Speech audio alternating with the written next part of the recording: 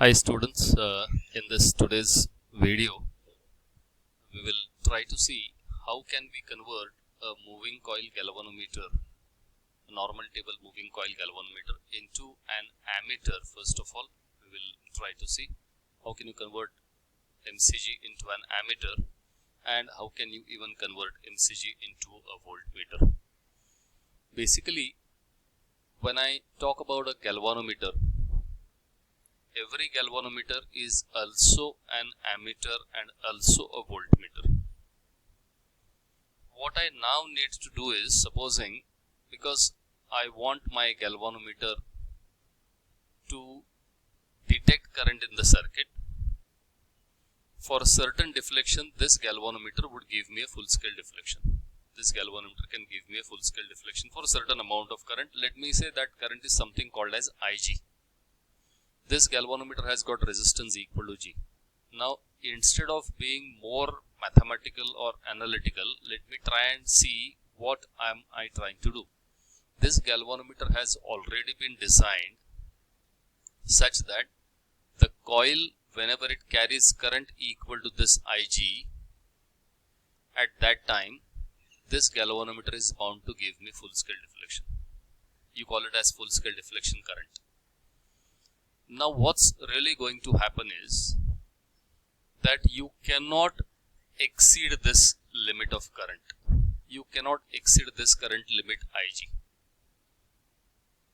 The moment your instrument galvanometer is having any current greater than IG, the deflection of the pointer will just try to go out of the scale and there is a possibility that the instrument can get damaged. So in fact, this galvanometer is measuring the maximum current equal to IG, I would say. Now my task is that I have to measure larger value of current. Let us see how can we do it. What I just do is I connect some value of resistance across this galvanometer. Let me say it is S, is called as the shunt resistance. Let us say that this value of shunt resistance is exactly equal to this galvanometer resistance. So this G and this S, they are both identical, if I say. If it is so, in that case, I am allowed to send the maximum current equal to 2I in this region. From here, I can send current equal to twice I, so that these two branches, they are having equal resistances, and that is why IG will flow through this, IG will flow through this. The total current that I can supply from here or I can send from here in this branch is equal to twice IG. So this whole assembly, if I consider it to be kept inside the box, I will understand that this whole assembly will give me maximum current twice IG can be allowed to pass through that, and this galvanometer is sending or showing me full scale deflection when I find twice IG. Instead of this, supposing if I connect here that value of S, which I connect here, it is G by 2, the effective resistance of this combination will become G by 3, and the maximum current I can flow here or allow here is thrice IG. Instead, if I consider G by 9 connected here, the effective resistance of this combination becomes G by 10, and what earlier I could send was only IG, now I can send 10 times of IG in this branch. So that is how, even if your instrument actually does not carry more current, effectively I can have more current can be passed through this system of a shunt resistance across a galvanometer. So this same idea we are going to try and use in this. Now let's actually come to this mathematical part.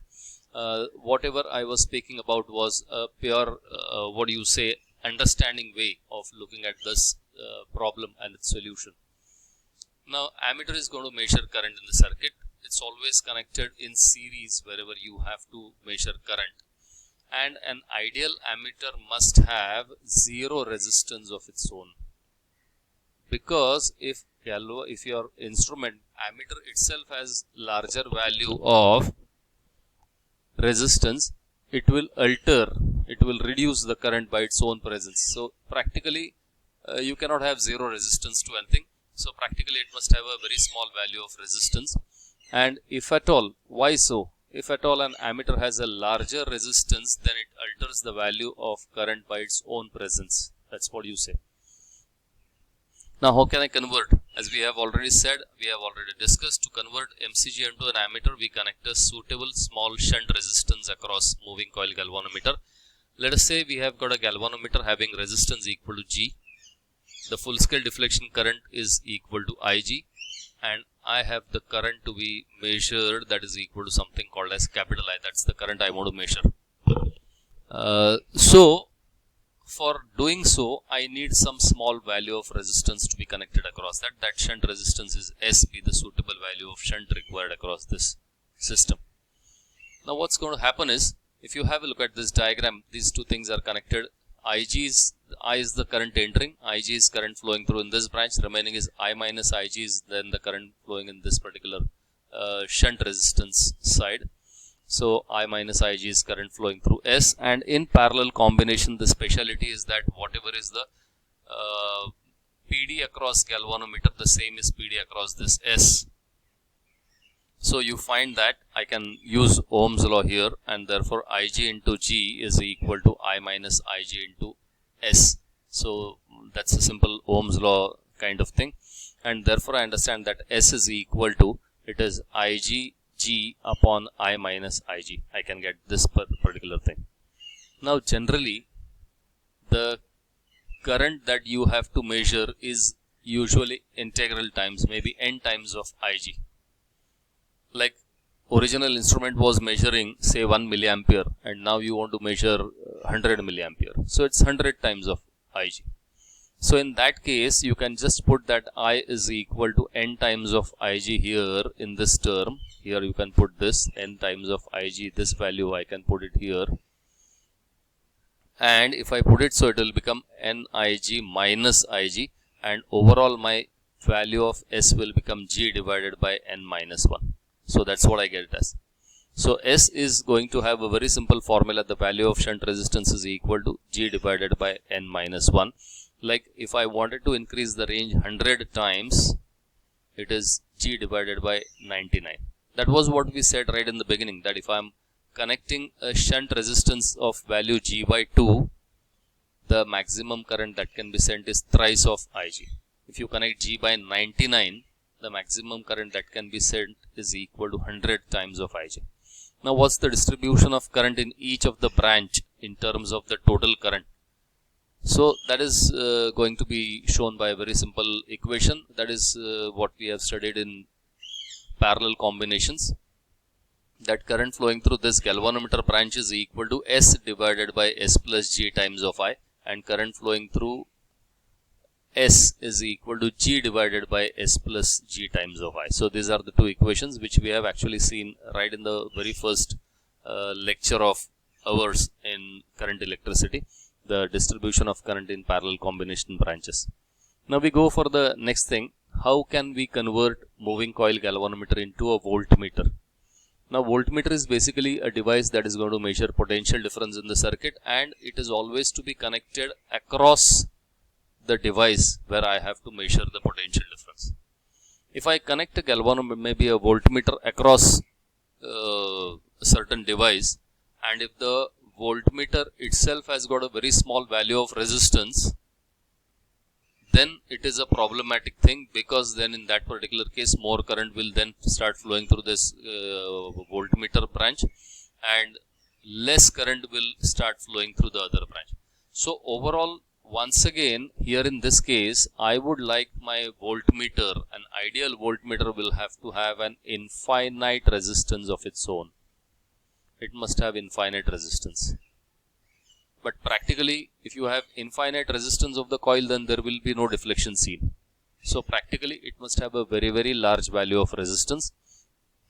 If at all a voltmeter has a smaller value of resistance, then it would of course alter the value of potential difference by its own presence, and that's why you must have a larger resistance for potential for a voltmeter, and as said earlier, small resistance for an ammeter.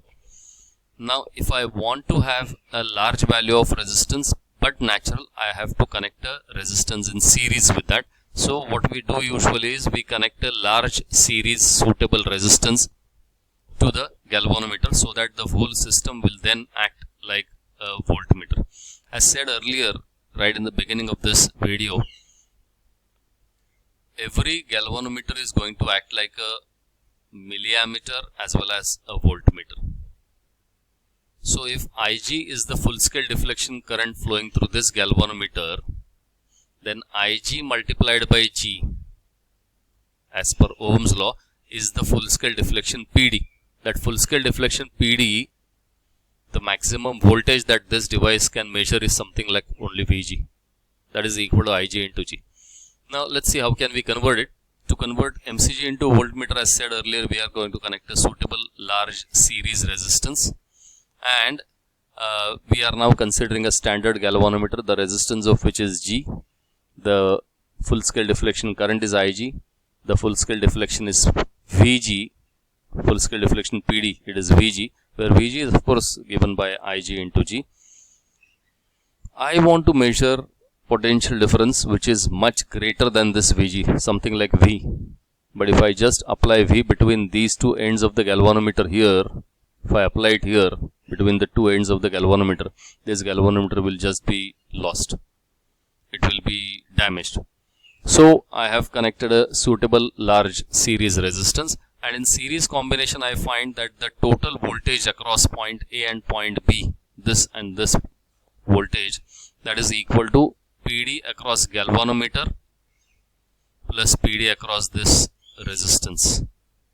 So you find that V is now equal to Ig into capital G plus Ig into Rs. I can solve this equation to find what is value of Rs equal to, and there I understand I get the value of series resistance is equal to V upon Ig minus G. Once again, the value of potential difference I want to measure is generally going to be n times of this Vg. So if you have something like this, you can just put this value here and you can get that Rs is equal to n times of Vg upon Ig minus G, and ultimately you will get this equation that Rs is equal to G into bracket n minus 1. So that is the value of series resistance that you need to connect so as to convert a moving coil galvanometer into a voltmeter. So that is all about how you can have a MCG converted into voltmeter as well as an ammeter. Once again, here I find that if I connect G and Rs, if both of them are equal in that particular case, I would find that it will be able to measure twice of Vg. If it is Rs is equal to twice of G, it will be able to measure 3 times of Vg, and so on. Anyway, that is what we intended to do in this particular video. Thanks a lot.